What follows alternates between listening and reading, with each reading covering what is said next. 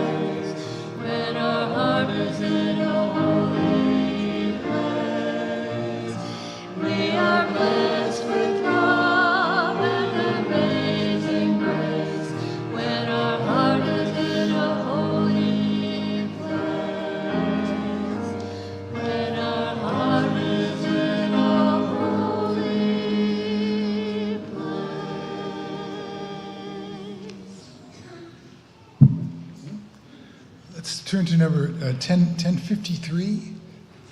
1053, How Could Anyone? We'll sing it twice through.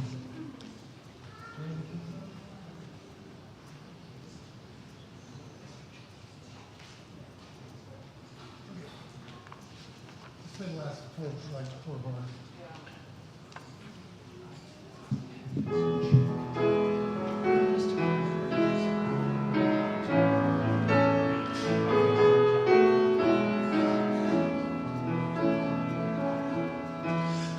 Could anyone ever tell you you were anything less than beautiful?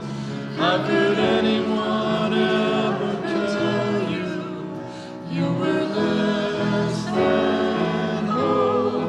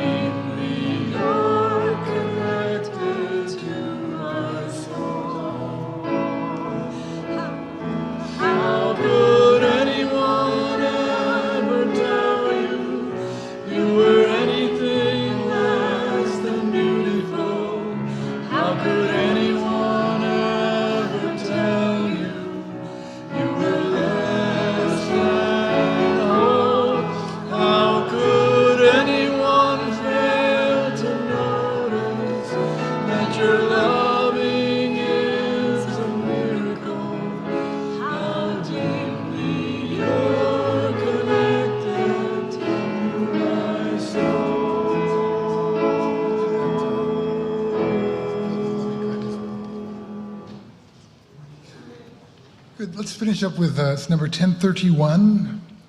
We'll stay in the teal hymnal. Filled with loving kindness. This is that one word. May I be filled, may you be filled, then may we be filled.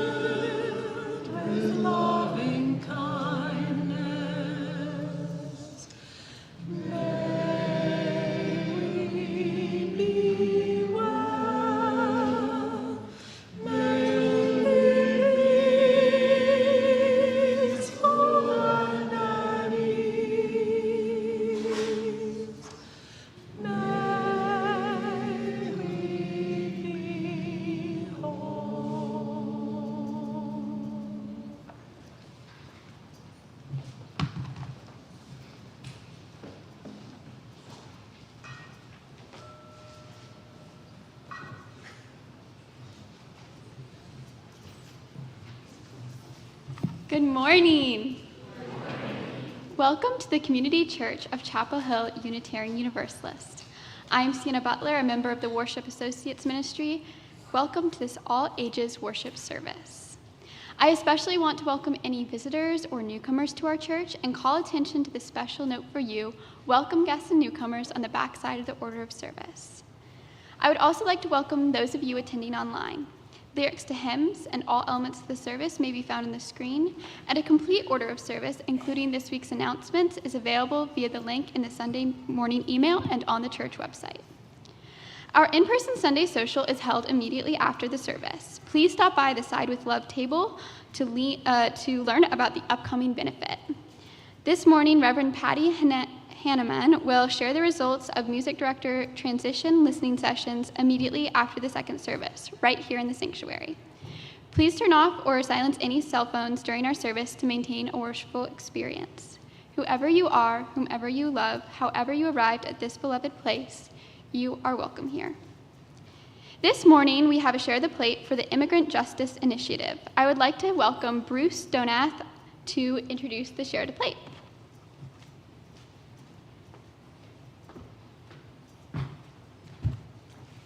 Good morning. I'm Bruce Donath, and representing the Immigrant Justice Initiative of our church. Today's Share the Plate will benefit the community church's work supporting asylum seekers. We are now walking alongside 5 families and 22 individuals who arrive in Chapel Hill in crisis.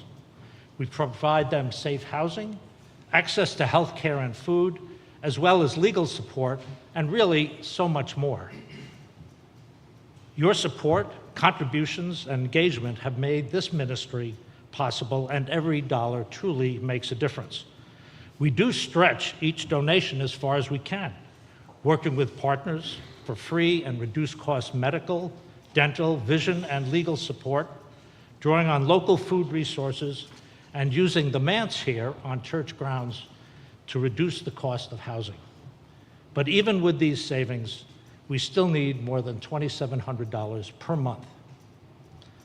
All our asylum seekers are documented, meaning that they have the papers necessary to allow them to feel safe from ICE raids. But the wide net by ICE too often ignores this legal status. As a result, our asylum seekers live in constant fear of family separation and deportation.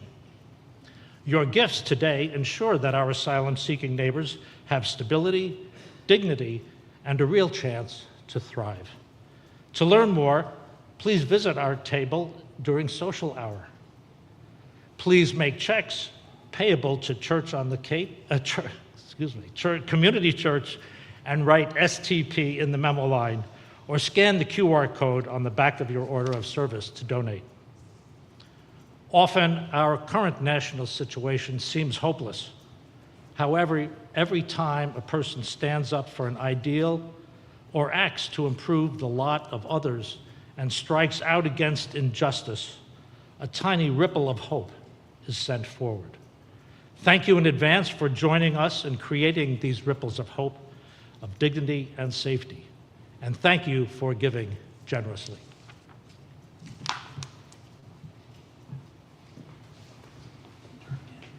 Thank you so much.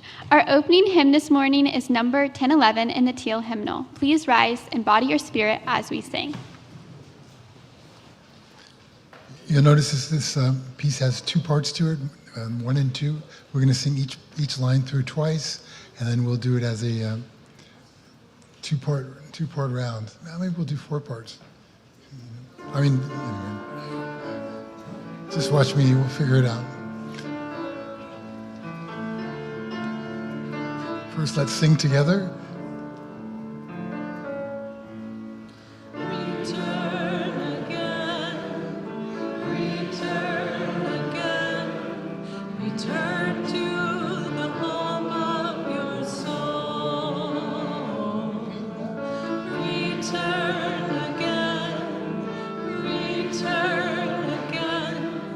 Return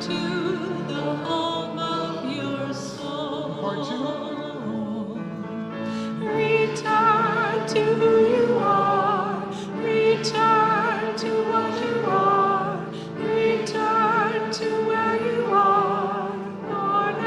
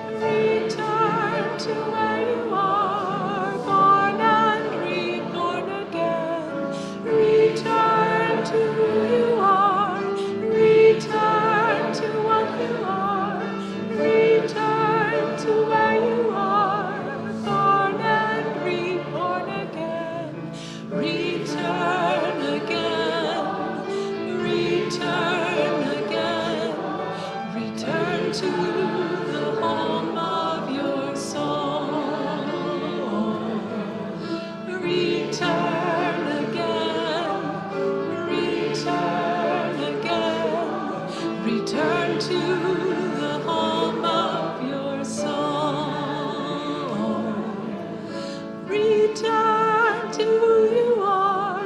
Return to what you are. Return to where you are. Born and reborn again. Return to what you are. Return to what you are. Return to where you are. Born and reborn again. Return again. Return again. Return to the home of your soul.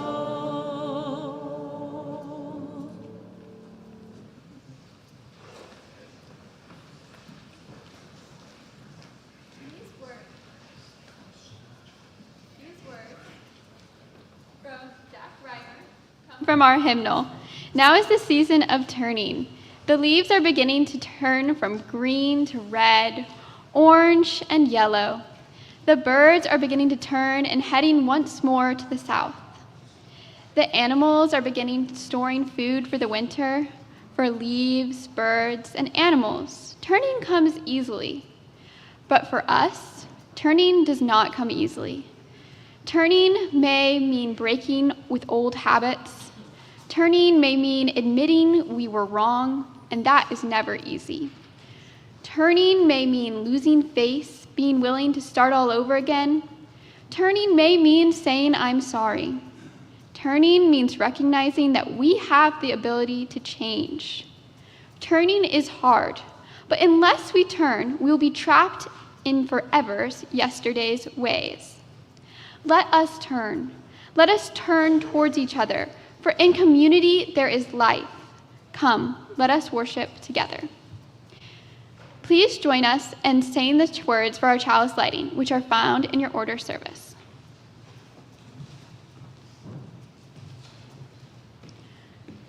We light this chalice to celebrate Unitarian Universalism. This is a church of the open mind. This is the church of the loving heart. And this is the church of the helping hands.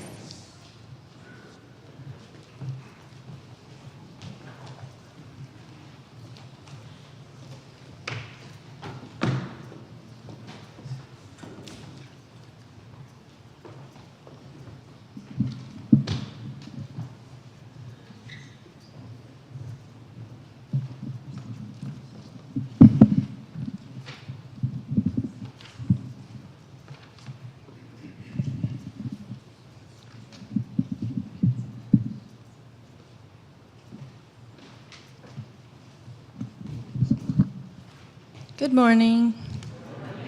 I'm just going to say a few words about this song by Eliana Light, and also our accompanist is Tobin Wright. Ashamnu means we have trespassed. Bagadnu means we have betrayed. Gazalnu means we have robbed. Dibarnu Dofi means we have slandered. And Shuvah is a special Shabbat service, which means return or repent.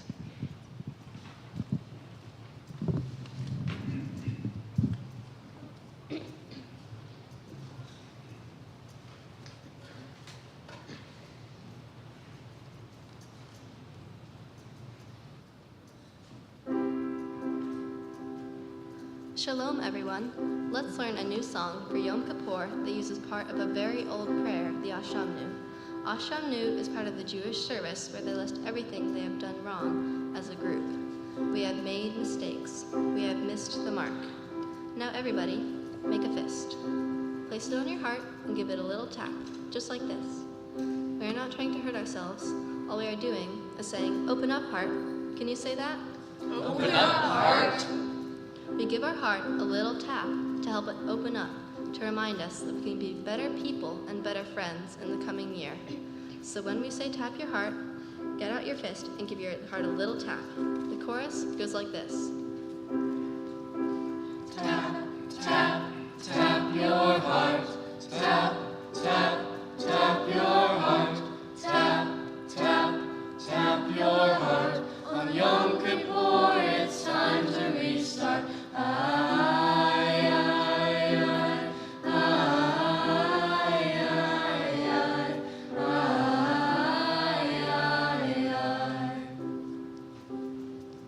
The Machzor gives us a list of things we have done wrong, all of us as a group.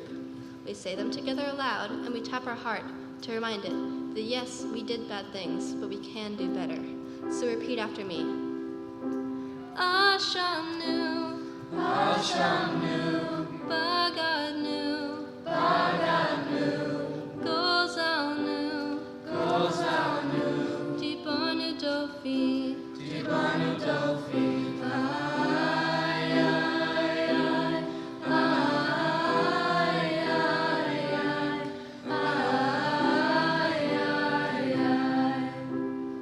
Repeat after me.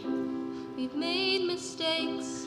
We've made mistakes. We've done bad things. We've done bad things. But this is what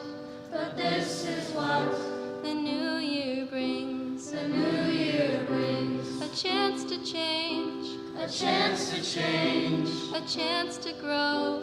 A chance to grow. With one first step. With one first step.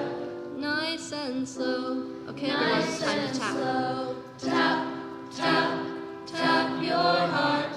Tap, tap, tap your heart. Tap, tap, tap your heart. On Yom Kippur, it's time to restart. Ay, ay, ay, ay, ay, ay, ay, ay. We've used bad words We've used bad words and hurt our friends. and hurt our friends. These mistakes These mistakes are not the end. are not the end. We do Shavah. We do Shabbat. We learn to do good. We learn to do good. We tap our heart We tap our heart. to remind us we should. To One more time, remind us everyone. we Let's tap. should. Tap, tap, tap your heart. Tap, tap, tap your heart. Tap, tap, tap your heart. On Yom Kippur, it's time to restart. Ay, ay, ay, ay, ay, ay, ay, ay.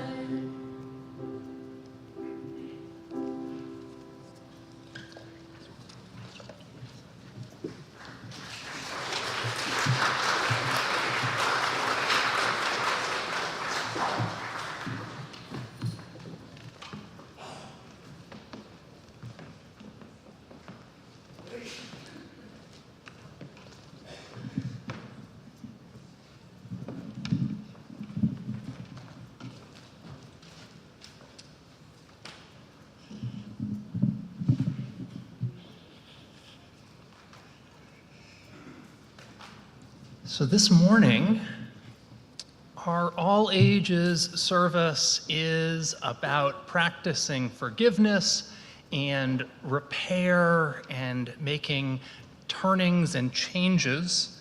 And it's inspired by the Jewish holy day of Yom Kippur. So what I thought we would do is we'd learn a little bit about this tradition. It's really good and really interesting to learn about different religions and their holidays. In fact, our middle schoolers in our middle school youth program on Sunday morning, they're beginning the Neighboring Faiths program, which is going to take them out into the community and visiting different religious communities in our wider community. How many people are doing that right now? Anybody in our group who's doing neighbor right here? Great. So for people of the Jewish faith, the time that we're in right now is called the Days of Awe. It's the period of 10 days that begins with Rosh Hashanah and ends with Yom Kippur, and which are Rosh Hashanah and Yom Kippur are the two holiest days in the Jewish year. Earlier this week on Tuesday was the Jewish holy day known as Rosh Hashanah, and this week on Thursday is Yom Kippur. Rosh Hashanah is held on the first day of the Jewish month of Tishrei, and it is the Jewish New Year. Traditional foods that are eaten on Rosh Hashanah are apples and honey. and they're eaten in the hopes that the year ahead will be sweet. We always wish that the year ahead will be sweet for us. Before Rosh Hashanah was called Rosh Hashanah, though, it was actually called Yom Teruah, which actually translates as the day of blasting, as in the day of loud noises. And one of the parts of the observance of Rosh Hashanah and Yom Kippur is the blowing of a loud horn made from an animal horn. The horn is called the shofar. Most shofars are small, but the one that I have is a Yemeni shofar, and it's a little bit bigger. Josh, come on up here. So the blowing of the shofar has no one fixed meaning, but there is a part of blowing it and hearing it that's supposed to wake us up, to pay attention, to wake us up to our spiritual lives, and to remind us that this is important. And so I tried playing it at the first service, and it went, I don't know, like D-, I think. So we're gonna turn it over. We're gonna turn it over to Josh to give it a go.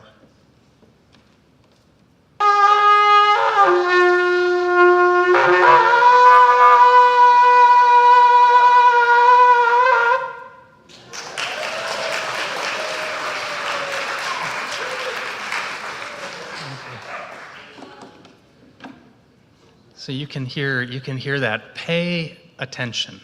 Pay attention to our relationships, to what's going on inside of us. In the Jewish tradition, there is a belief that during these 10 days, the book of life is opened, and the fate of every person is held within, and that on Yom Kippur, the book of life will be sealed. And so there's an emphasis placed on considering our lives, to making changes, and especially on working to repair relationships that are strained or damaged, to trying to make things right again, to turning away from things that don't serve us and towards things that are good for us. And there's also an emphasis on setting intention, on being clear on what we're going to try to do in this new time. For us, this is a time in September-ish, beginning of October, is a time of a new beginning. School year has begun.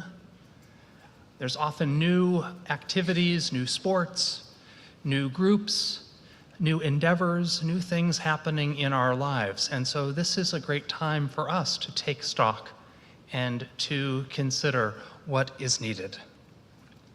We're going to sing a song now. Our next song is actually from a Unitarian Universalist minister named Rob Eller Isaacs, a friend of mine. But it comes from, he's a UU minister of Jewish descent, and it comes from his idea of Yom Kippur. It's number 1037 in the Teal hymnal, and it's called Begin Again in Love. And how this works is that there are statements, and I'll be the narrator and read them, and then we respond with a refrain. But before we do that, we're going to practice the refrain a couple of times so that we have it with us.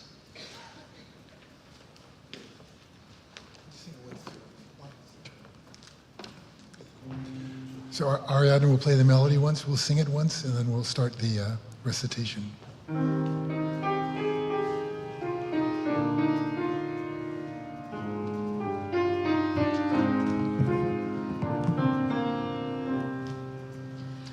We forgive ourselves and each other. We begin again in love. For remaining silent when a single voice would have made a difference. We forgive ourselves and each other. We begin again in love. For each time that our fears have made us rigid and inaccessible. We forgive ourselves and each other. We begin again in love. For each time we have struck out in anger without just cause. We forgive ourselves and each other.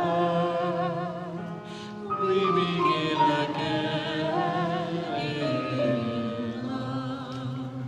For each time that our greed has blinded us to the needs of others, We forgive ourselves and each other.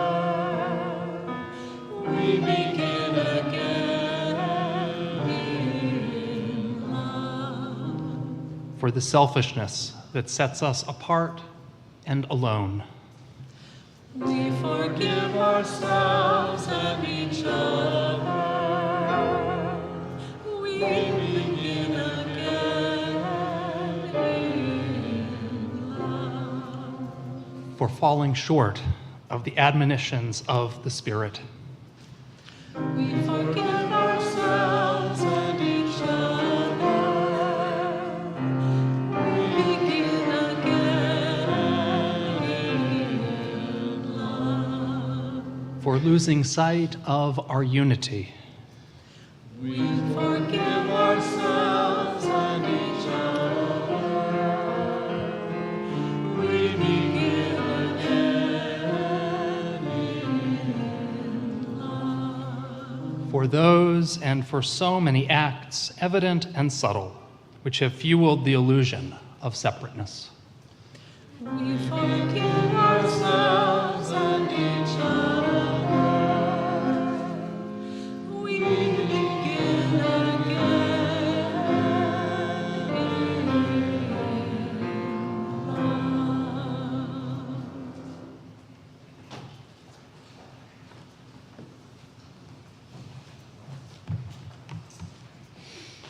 This morning, we've been learning about Yom Kippur, about making mistakes and making amends.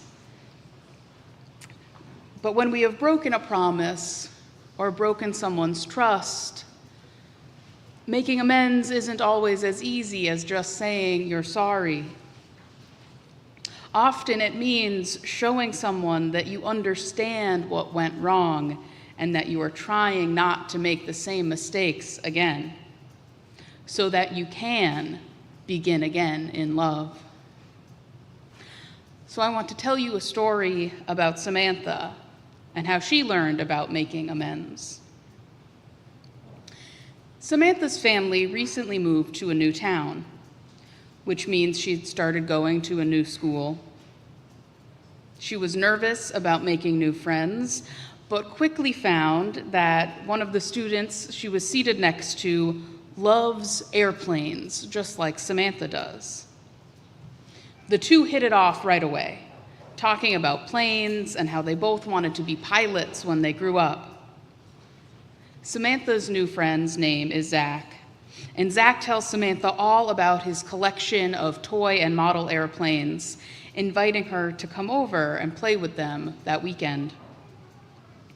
When she goes to Zach's house, she is amazed by his huge collection of airplanes. She tells Zach, "Wow, I collect model planes too, but you have a lot more." Zach is very proud of his collection and tells Samantha that while some of the planes were gifts, he built most of them together with his grandfather before his grandfather died. And playing with the planes reminds him of all of the good times and fond memories he has of his grandfather. Zach asks Samantha to be careful, but invites her to choose some planes to play with. And they have fun flying their planes around Zach's room, pretending to be pilots with much nicer model planes than this. And they have such a nice time that it becomes a regular practice, Samantha coming over to Zach's house. And just like I did, once Samantha got a little carried away and flew the plane right out of her hand, and it hit a bookshelf and hit the floor, and it broke into pieces, and it was dented and scratched and didn't come back together. Samantha apologizes right away, saying to Zach, "I'm sorry, I didn't mean to." Zach says he knows she didn't mean to, but he doesn't really feel like playing anymore today. Samantha feels bad for breaking one of Zach's planes. So the next week at school, she brings one of her toy planes to Zach and says, "I'm sorry again. I wanted to give this to you to replace the one I broke." But Zach doesn't take it. He says it's not the same and he doesn't want it replaced. Samantha is confused and a little upset. She doesn't understand why, when Zach has so many model planes, he seems so upset about this one broken one. That night at dinner, Samantha tells her parents about what happened and how she tried to apologize and make up for it, but it didn't seem to help. Her parents suggest that maybe it's not just about the plane. What else could it be about? Well, where did he get the plane? Samantha's parents ask. Thinking back, Samantha remembers the first time she played at Zach's house and realizes that she broke a plane that he probably built with his grandfather.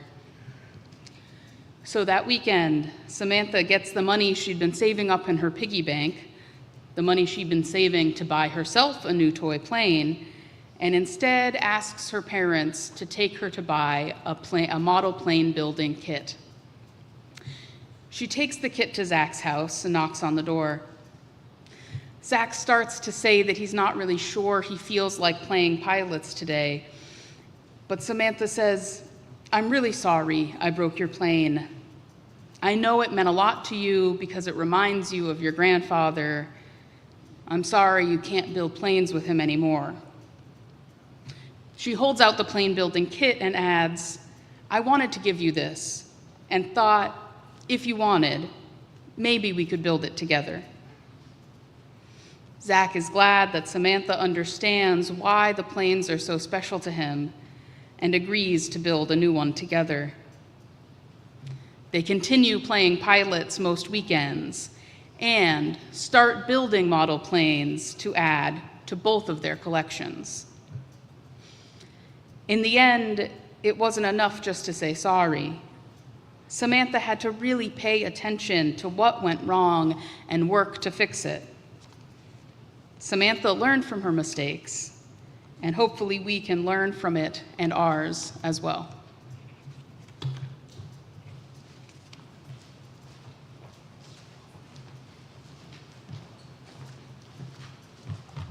Freely we have received gifts that minister to our needs of body and spirit. Gladly we bring to our church and its wide concerns a portion of this bounty. This morning, our generosity extends beyond these walls as the offering goes to support the Immigrant Justice Initiative. If you wish to donate online, there's a QR code on the back of the order of service, and there's information on the church's website. We will now receive the morning offering.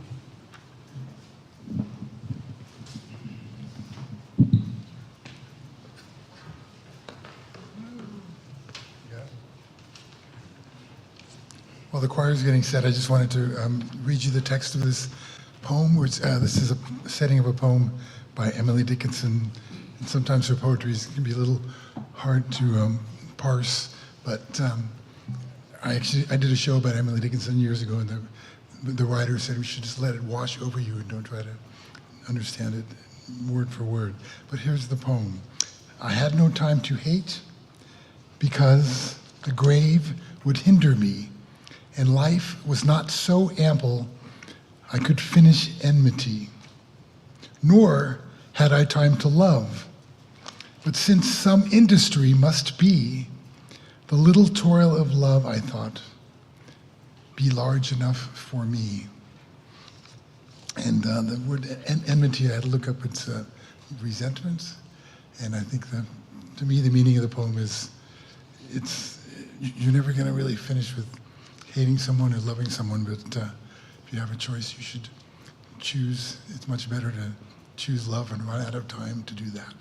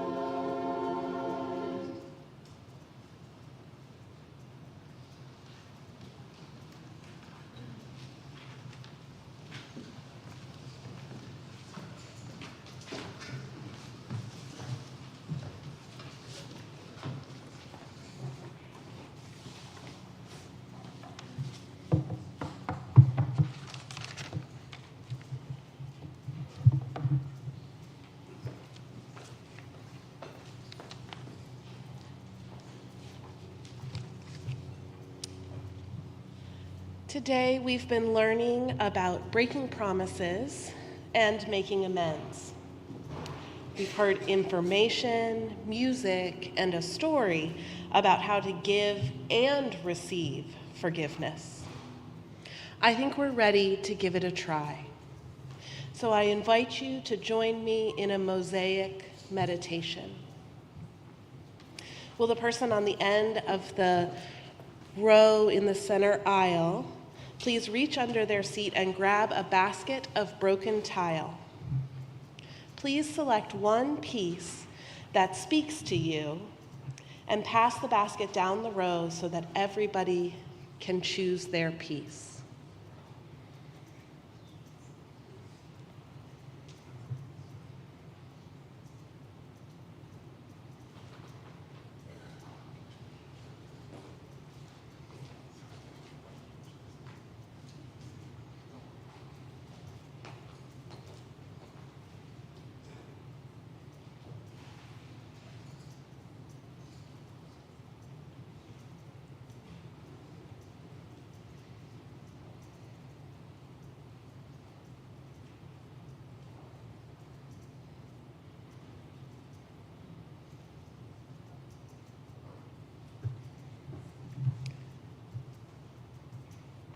Now I want you to hold that piece of tile in your hand.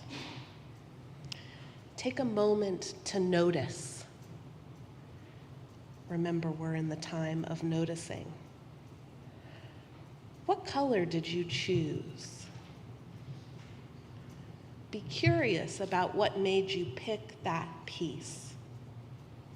Did it remind you of something or someone that you love?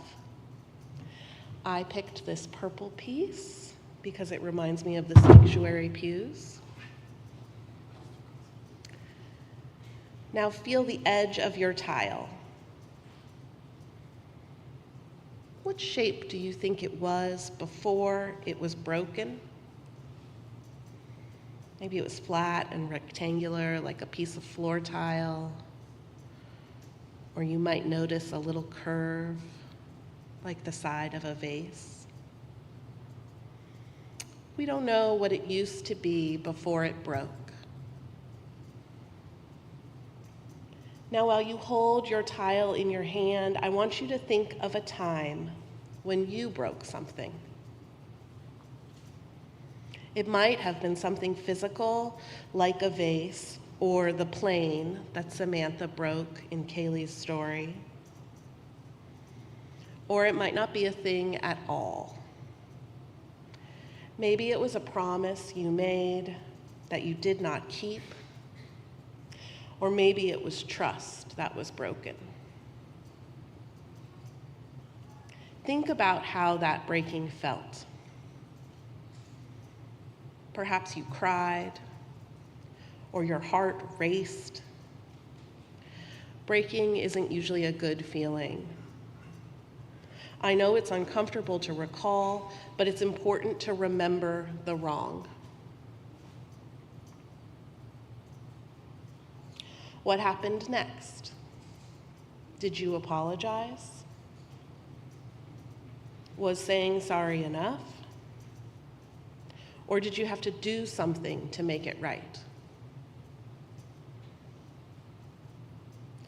No matter what you did, broken pieces never go back exactly the way they were before they were broken. And we can glue them back together, but the break doesn't disappear. Sometimes, if we're lucky, when we put it back together, it can become something new. The repair can transform into something else. Repair is magical and powerful that way. So in a moment, you will come forward and place your broken tile into these heart-shaped trays. They aren't puzzle pieces. They won't fit together perfectly, which is fine. Forgiveness, atonement, and repair aren't perfect either. But when we try, we get to begin again in love. So I invite you forward, row by row, up the center aisle, exiting the sides, and we will come and place a broken piece into the heart of this community, and we will begin again in love, piece by piece.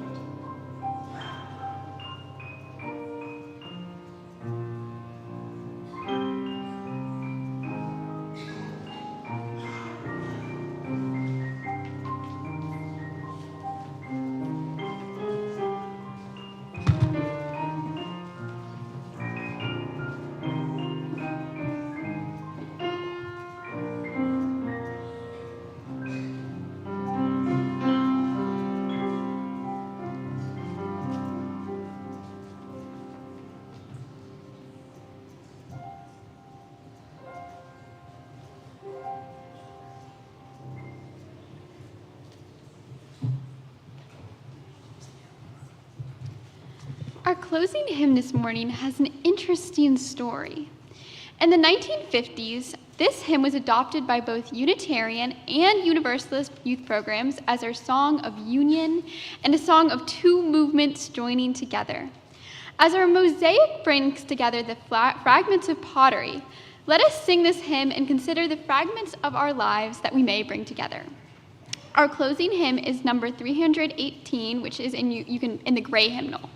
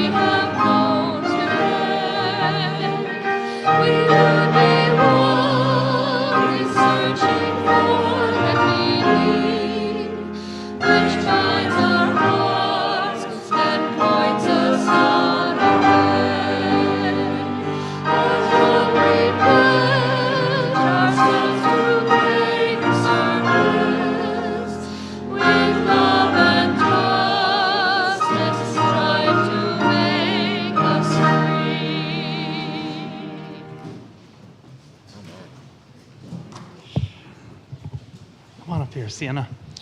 Check, check. There we go. Sorry. I just want to give a note about the transition that's going to be happening right after we sing Shalom. We're going to be transitioning immediately into a town hall with Patty Hanneman about the music director transition. It's going to start at 12:15, right on the button.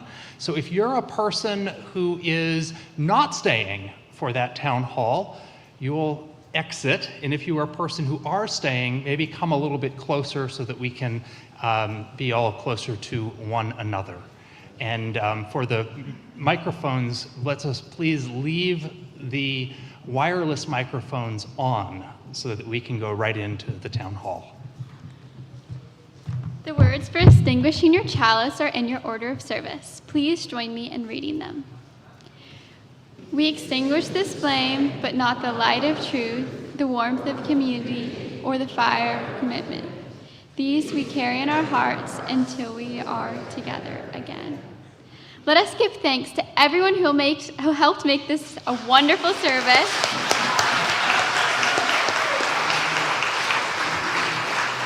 Please join us in singing Shalom. The words are in your order of service. As you are comfortable, please either hold your hands with the person next to you or cross your arms over your heart.